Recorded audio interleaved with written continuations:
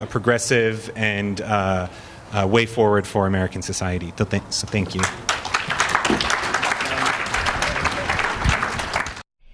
At that same event, a civil rights attorney and the head of a former white supremacist group talked about race and nationalism. This is 35 Minutes. I want you to welcome Sammy Rangel and Connie Rice. Sammy is Executive Director of Life After Hate, which deals with victims who become perpetrators of hate and violence. And he is involved in a documentary called Healing from Hate, Angry White Men and the Rise of the Alt-Right. Connie Rice is of the Advancement Project, which deals with racial justice and the legislative a number of legislative issues, and has been sought out by key policymakers, including the Obama administration, in putting together a paper on 21st century policing. Our discussion revolves around the issue of race and nationalism. And I think that is the issue of our time. In other words, how race is creating or influencing conversations that put communities into a corner and that divide our country. And it makes it very difficult to have honest conversations about national security, about civil rights, about pluralism, about the economy even. So I'm just going to let you open with your remarks, and then we'll take it from there. No pressure on the high-level conversation, right? Like, I want to dazzle you with my loquacious abilities after the last two panels. I just got to say, this guy right here is intense, right? Like, I've never met him, never seen him, but I was just like, I don't want to play chess with that guy. Never. Great. It was great, and thank you for having me here. It's just interesting. Just I think a week, maybe just a few days more than that, we were at the Wise Up Summit in Washington D.C. with Daisy Khan, also talking about very similar topics and ideas that are affecting many communities, but primarily the Muslim community. And I will just be upfront and say, I'm. While I'm not new to service work and working with some very difficult populations that typically revolve around some sort of hate, violence, and then not to mention the impact of those lifestyles and those places that those things lead. I am new to the Muslim community, and so I'm constantly learning. I'm just absorbing and soaking up as much as I can, as well as the Jewish community. And one of the things I have to say is that as I was listening to how the Muslim community is being persecuted, it reminds me of a time when the Jewish community was being persecuted in almost word-for-word ways and laws in another country that eventually led to what we know now as the Holocaust. Having visited one of those places recently, it brought to mind of how similar things are today for many people. Not just one persecuted group. There are many persecuted groups here. And I was just in Orange County at one of the universities that were talking, and a woman mentioned that the way that this last election has turned out was really a massive effort to restore the original binary that was at the root of how this country was established. And I took that and I connected it with what I've been realizing in working with white supremacy for the last couple of years, in that what we're seeing right now is the backlash of 50 years of civil rights by people who are angry and who were dragged into the civil rights movement, kicking and screaming, who have now kind of regrouped and recovered from that and are now starting to reestablish that pre-existing binary. And so I didn't know if it was by accident or they were just saving that conversation for right now, but I started working with, my original intention was to work with youth who had, survived, abuse and found themselves in trouble. How did I become the executive director of a organization that is focused on combating violent extremism from the far right here in the U.S.? I simply followed the breadcrumbs. And as a social worker, I think that's your primary duty. And so here I am, following the breadcrumbs, and it keeps taking me closer and closer to the top of this country. And so understanding that, I think Life After Hate and all these other organizations out here, including Basic Community, has to have an invested interest in being a part of the solution, not just the conversation, but the solution, especially in the face of leadership that abdicates from its responsibility to draw a clear line on what I would say are basic human rights. Thank you. Connie? Yes, thank you. It's an honor to be here, and send me your bills for tuition. The former two panels, the learning here is very rich. I'm a civil rights lawyer, and what I see going on right now, it's a great theme, bridging the divide. And I don't want to be pessimistic, but I want to be realistic. It's one thing to talk about bridging the divide when you can assume goodwill. The question is, what do you do about bridging the divide when fear and hatred are being weaponized to create power for a group or a set of groups that fear the loss of their privilege and the only deal that they've been offered? The folks you're talking about in this country, which was begun as a slaveocracy, the only thing that poor whites were ever promised was that they would always have higher social status than Africans and later African Americans. And so they woke up one day, found 50 years of civil rights, as you said, but also, and this doesn't explain the entire reason why we have the politics of division and hatred and fear, which focus mainly on immigration, Islamophobia, and the favorite boogeyman in the United States, which is African Americans. That has been weaponized, it has been infused with steroids. And so the conversations that we were having for the last 25 years, I think there's a different premise now. Because the division and the fear and the hatred are actually the point, because they are the platform as a vehicle for power, for people who feel that they're losing their power. And so what you're doing here in this conference is extremely important, because in my view, American Muslim communities and immigrant communities are going to be our salvation, because the vision that you're going to put together, not just to explain all of the stupid questions you've got to answer, you know, the sort of stuck on stupid, the African Americans are, how do you comb your hair, and, you know, stupid stuff like that, and don't you have to follow fatwas, you know, all of the dumb stuff that you get when tribes don't understand one another and we're not integrated. Right now, we have to ask, how do you actually create cohesion behind the great principles that this country stands for, and why immigrant groups have always wanted to come here? Rule of law, separation of powers, free press, equality, you know, just all of the tenets, e pluribus unum, of the many one. It's not of the one, it's e pluribus unum. And you are crafting a vision that doesn't just fight to preserve your place here in the United States, but you're actually going to be the key to solving one of the greatest fears against extreme violence. But I also think that the way we are narrow casting and focusing on Islamophobia and giving that a lot of oxygen, it is the key reason we are endangering ourselves. We are creating more and more of the problem. And the biggest threat in the United States right now is not the horrific attacks with cars or anything else in Charlottesville or South Manhattan. It is the extreme violence of the folks who have the guns in this country. It is the extreme violence.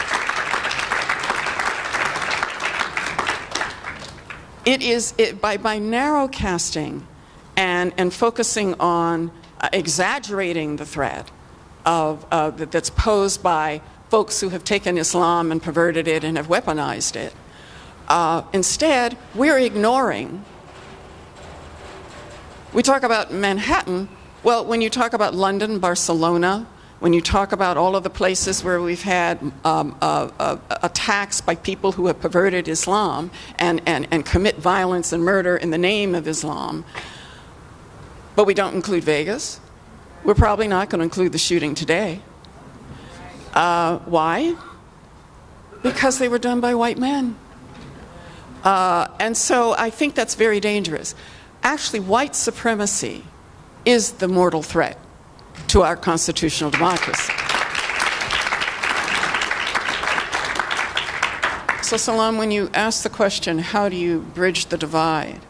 I think that not just having a conversation, not just doing our panels, not just updating our Facebook pages, not just marching. If we don't organize, this is a struggle for power to either install an autocracy or to preserve the precious freedoms in our Constitution. I think the Muslim American community is going to be the vanguard of solving not just the international crisis over violent extremism, but in this country, I think this community is the key. Thank you.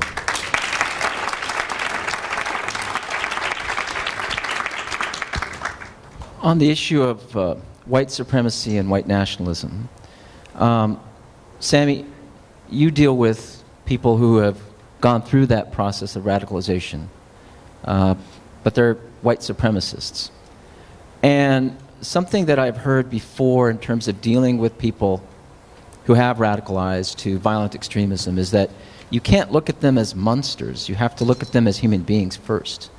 Can you walk us through that process of dealing with people? Because I think, like yourself, and I watched your YouTube about your life story as a victim of rape and abuse growing up as a child. It was a very difficult video to watch, but it's a must-watch video. What goes on in the minds of people who radicalize along the lines of white supremacy, and what do you do to try to help that person? Yeah, first of all, I think it's important to recognize that we can't fall for the trick of the rebranding of racism and bigotry under the guise of white nationalism or civic nationalism. We're talking about racism. And so I haven't met many criminals who acknowledge that they're criminals. I haven't met many racists who acknowledge that they're racist, or alcoholics who are alcoholics. Right? And there's always another word for it other than what it is. And so I think we have to be very careful not to allow the rebranding of what we're seeing from the far right be anything other than racism and bigotry and supremacy. If they want to call themselves white nationalists or anything else, that's for them. But we understand that we're dealing with supremacy issues rooted in racism that are really their ultimate goal is, genocide or, complete separatism and oppression of anyone else other than, right? And even has me wondering if I'm American, in the way that it's being talked about, in those many conversations we're hearing. And I do think it's important to acknowledge what happened in Texas and of course, waiting. Some of us are bracing to try to understand what happened there.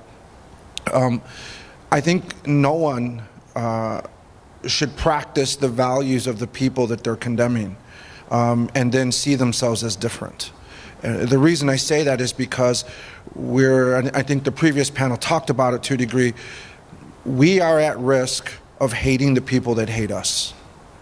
And that will only create more of the problem and more of the justification for people to dig in on their opposite ends, if you ask me. The problem that we're witnessing from the left, so-called left side, is that people are tired of having to turn the other cheek.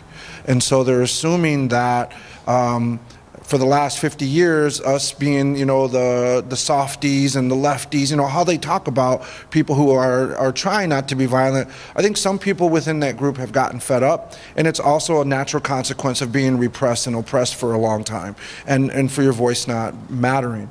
But I think we have to be careful not to cross over to that violence. Part of our failure is that we don't stick with causes long enough.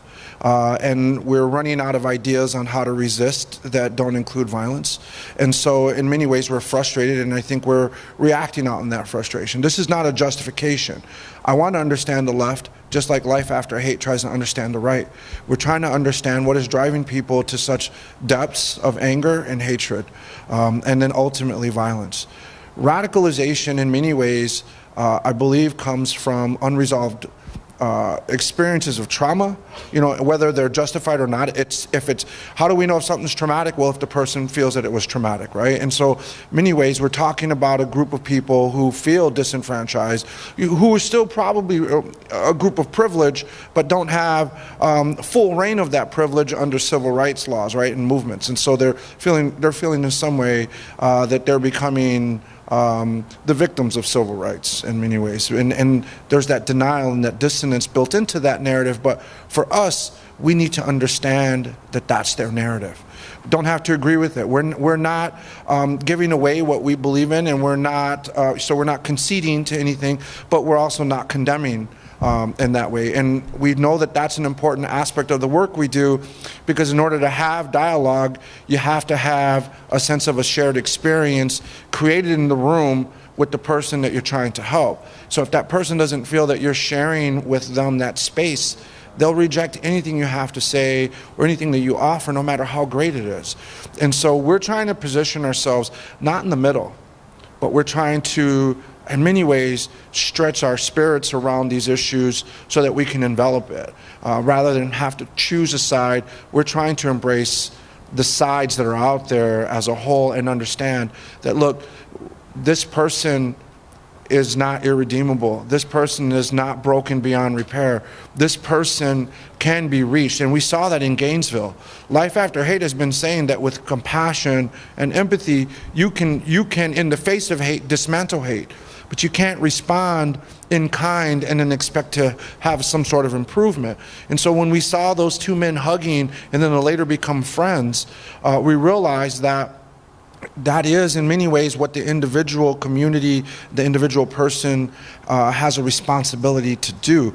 That doesn't again mean that you're conceding or relinquishing your position. It just means that you put humanity before your ego in many ways when we're addressing these issues. And we are finding success. Life After Hate is made up of 100% former violent extremists who are now invested in doing the service work, and in also trying to help others be redeemed in that movement. Just real quickly, just a quick follow-up. You were awarded $400,000 grant by the Obama administration for countering violent extremism with white supremacy, and then it was rescinded by the Trump administration. What was the reasoning, the purported reason that was given to you, and what are you doing to offset that loss in terms of trying to do the work that is so important? Absolutely. So we've been a nonprofit since 2011. In many ways, we're the only ones doing what we do in the country right now. And it was really just a small group of us who decided we wanted to unravel and undo some of the harm that we had caused through our own behaviors. And with the exception of myself, everyone else in Life After Hate is a former white supremacist. I actually survived a race riot at 17 fighting white supremacists. But here we are together doing this. And the reasoning was, and I think it's important to understand, I think what the real decision was hidden behind was that we no longer, after a new review, qualified for the funding. But that's like changing the questions but still grading it by the old answer sheet, and we were never given an opportunity to respond.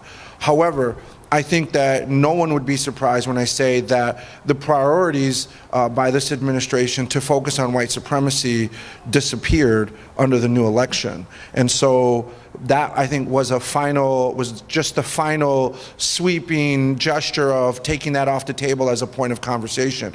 The data does not support focusing on ISIS-related type terrorism in this country. It's a factor of 2 to 1 that the majority of violent extremist attacks in this country, just since after 9/11, have been by far-right violent groups, not by men or women hiding behind some sort of religious component of Islam or faith related to Muslims. It has nothing to do with that. In many ways, I think that it's what's inspired Vegas. It's what inspires what we're hoping doesn't turn out to be related to anything that's going to cause more condemnation of groups of people here in Texas.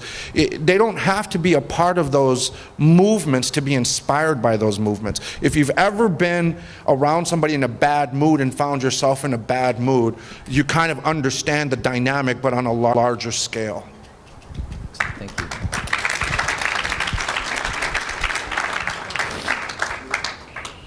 Connie, you've been working with law enforcement, with civil rights groups for quite some time. And at first you would go in and sue. And then you realized that you needed to change the strategy in terms of suing law enforcement, suing government. Can you walk us through, because I think we American Muslims are going through the same phase. We think that we should protest, we should use litigation. And those are definitely important tactics, but what can you offer as a strategy in terms of what you learned on how to deal with these policies that at the core they are inequitable. They are biased in terms of racializing the policy. How do we counter that in a way to make it achieve more equity? Well, you always need both inside and outside strategies. Even in South Africa, where the oppressed folks were the majority, they found a way not to, a lot of people died, but they found a way not to go to a nuclear level where it would have been Armageddon. And I think the same is true in this country. The nonviolent movement has gotten us more. Let me put it this way. Martin Luther King Jr. achieved a whole lot more, and Thurgood Marshall, Harriet Tubman, all of the great leaders, all of our great leaders who helped emancipate us, along with the Quakers and the abolitionists and the multiracial coalition that ended up ending slavery and eventually Jim Crow. But when you look at the history of transformation, it's a matter of timing. Harriet Tubman may not have been able to end slavery in her time, but she saw a way to get people one out of one on her railroad, right? Mm-hmm. She couldn't end slavery, but she did what she could at the time. The reason that I had the privilege of moving inside, yes, I sued every police department I could find. I'd wake up every day and find a reason to sue a police department, all right? I've sued so many people in LAPD, it's like, okay, is she with us or not? We can't even tell anymore. But once the department hit rock bottom, those of us who had been, I just happened to come along at the end of a 70-year war against abusive policing and knew what to do to move inside. So a few of us moved inside. And yes, I do have a parking space, and yes, I get excoriated for it. But somebody had to get in there and listen. Somebody had to get in there and empathize. When I'm with the cops now, I don't talk about civil rights. I talk about, here's what's going to get you home safely at the end of your shift. Okay, in your interest, this is why you need to do this. This is why you need the trust of the poorest communities. This is why you need to stop alienating people with stop and frisk and everybody's in a pair of baggy pants and gold chains. You lock up and put them, but no. You have just endangered yourself. You've endangered the community. You're not providing public safety. You are violating your own mission. So let's talk in terms of your culture, what you need. I think the same thing has got to be done here. What you do is extremely admirable, and it brings me back to the days when I was representing Klansmen on death row, and they called me such creative racial epithets. I had to write them down so I didn't forget them. But why did I represent Klansmen on death row? Because I thought it was immoral to do a nationwide moratorium against the death penalty. And when that moratorium left, you could not just represent African Americans on death row, because when you represent a class of people on death row, you expedite the death dates of the other people, and that's immoral. So when I brought that up with the NAACP Legal Defense Fund, they gave me all the Klansmen. So that's how that happened. But here's the thing, and I think you bring up some extremely valid points about reaching out, understanding, listening. Let's not conflate everybody who voted in this last election with the 5% maybe who belong to Breitbart and who are white supremacists with a new garb. They now wear khakis, right? Tiki torches. And tiki torches, right.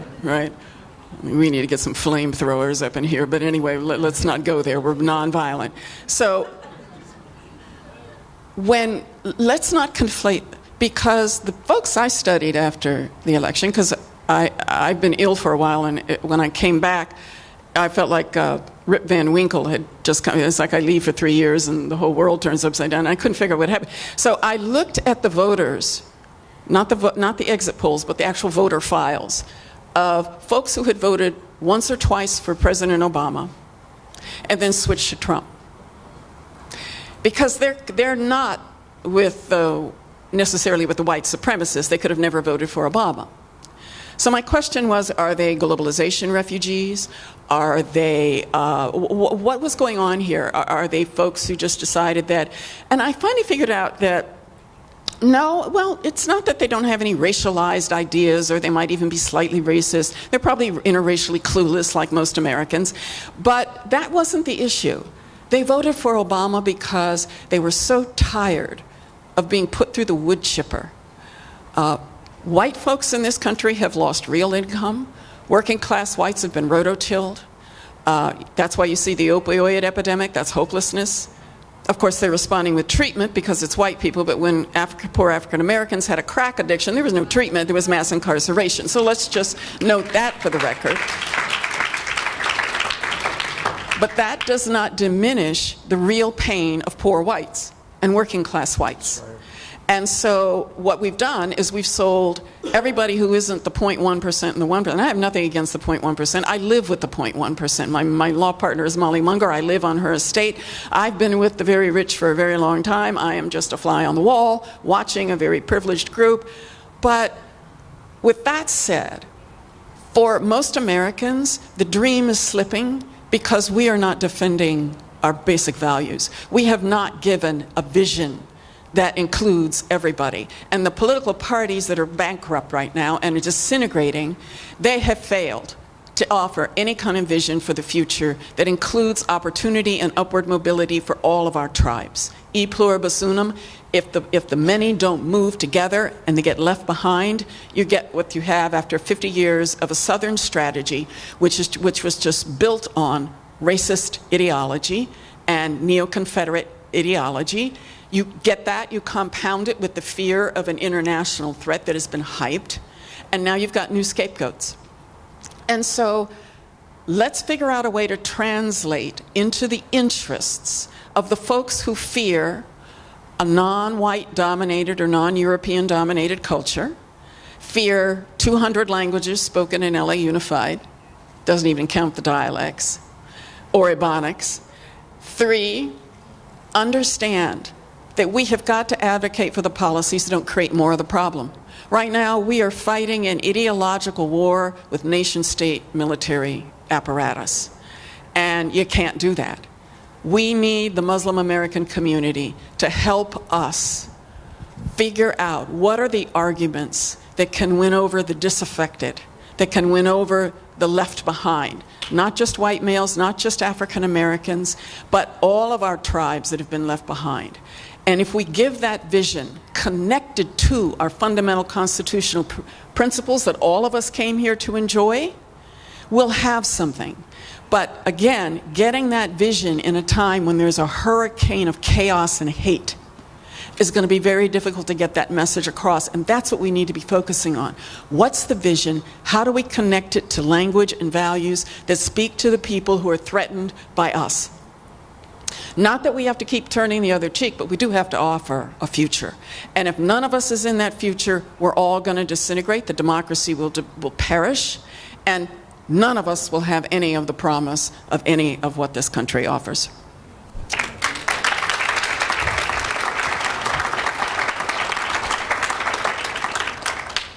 Time has flown by. We are at 5 o'clock, and I wish we had another hour to talk. So I'm just going to let you give any final comments, and then we're going to have a comment, I think, by the mayor's office, if Daniel Tam. Daniel Tam's right here. Right there? Okay, afterwards. But Sammy, why don't you go ahead and give your final comment? What she said. And I do think, you know, I'm the founder of an organization called Formers Anonymous, which is a 12-step spin on being addicted to certain lifestyles that are hard to walk away from.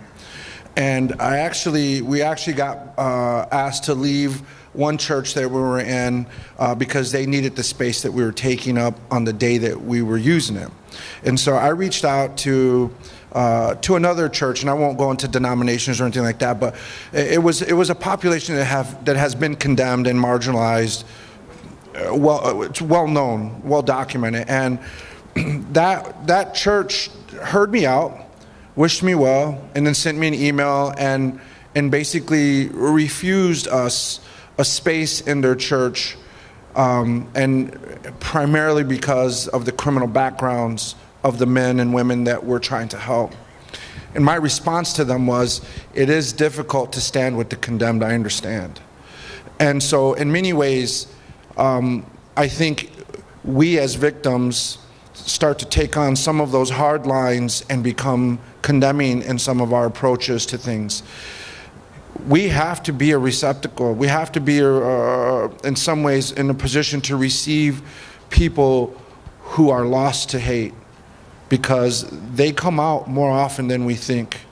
But if we're not there to highlight the exit strategy for these men and women lost in hate, where do they go, right? And so I think it's important for all of us to kind of embrace and adopt this idea that we have to make space for the people that we don't like also. Otherwise, we become a lot like the people that we feel, you know, have done this to us, you know, and it's sad to watch that, but I think we forget where we've come from at times, and we forget how hard we fought to get where we're at, and we get frustrated with others who haven't made it out at the same pace or in the same way we have.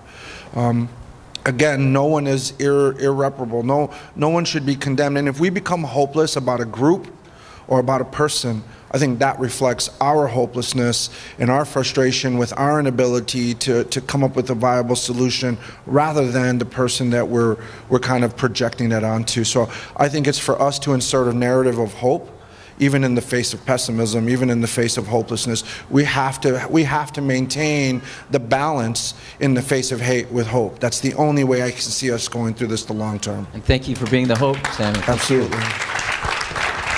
Connie Rice. I absolutely agree with everything you've said, and thank you for everything you've done to try to transform hate into love. I also think that we're in an existential battle right now, not just for the American democracy, constitutional democracy, that we are trying to create and improve and make a better union out of. But we need to understand that this is an extraordinary time of chaos and disruption, dislocation, and when you're in those tectonic plate change moments in history, the dangers go up 1,000%. But the opportunity to leapfrog forward also goes up 1,000%. If we do not get enough power to enact the e pluribus unum vision, I guarantee you autocracy will win. And the question of how do you maintain fealty to your values of nonviolence, the values that are enshrined in the Constitution, the values of pluralism and inclusion and tolerance, when you are faced with an opponent who destroys the rules, destroys the norms, will lie, will cheat, because that is the only way they can win. We actually have truth on our side. We have truth, and we have a collection of humanity attached to a set of values that are some of the best you can have. And I think what MPAC represents, you represent one of the most important platforms for enacting that vision, putting it on a platform with wheels and then some jet fuel. But folks, this is about power. We can't fight a cultural war with policy and white papers.